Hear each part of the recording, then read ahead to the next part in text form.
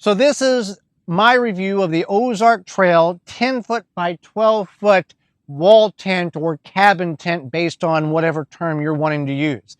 We've camped in this tent 6-7 times now, and for the money that you pay for it, now Ozark Trail is a Walmart brand, I think this was like $500, $499 on their website. This is a canvas tent. It's not a waterproof tent. However, it is a water resistant tent, meaning we have slept in this when there has been rain, and it does shed the water now but it does acquire moisture on the inside.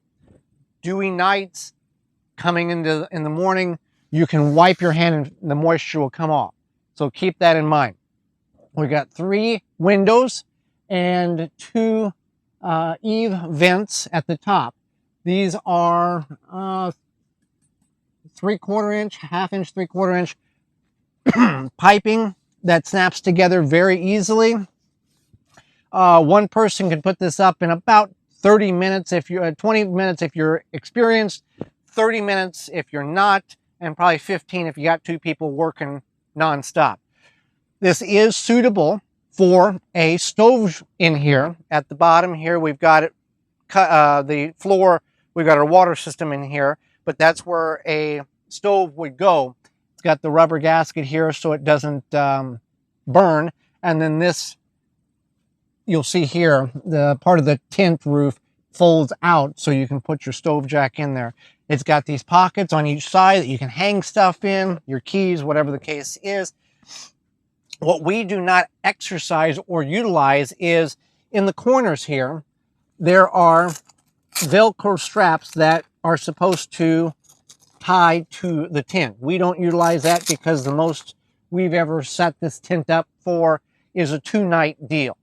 The floor has Velcro and it will stick to the side. Again, we just put the floor down and use it that way. The corners, the floor, each corner has a clip that will clip to the actual side and keep it from sliding around. And then the Velcro, you can put the Velcro and make it completely locked together. It does do fairly well. We don't have it staked down because it's not windy, so we don't utilize that aspect of it.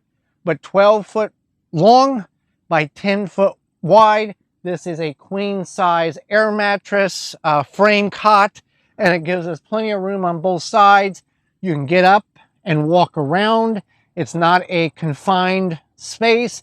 And in front of the air mattress, if it is raining, we can bring our chairs in and a small table and set in here and not be cramped in a small dome tent like you may have experienced at some point during inclement weather that you can't move around. You just got to stay hunkered in, or have to bring a tarp or something for that. So would recommend it? Yes. It is 100 pounds in the carrying case. So keep that in mind if you're somebody that's not capable or want to lug that around from campsite to campsite, or if it's you're doing with like a hunting camp, or you got your own land that is going to stay there for long durations of time. This here again would not hold a snow load, so it's not something you're going to leave up on your own property year round, unless you're physically living in it or there every day that you can knock the snow off, because these will bend. These will bend.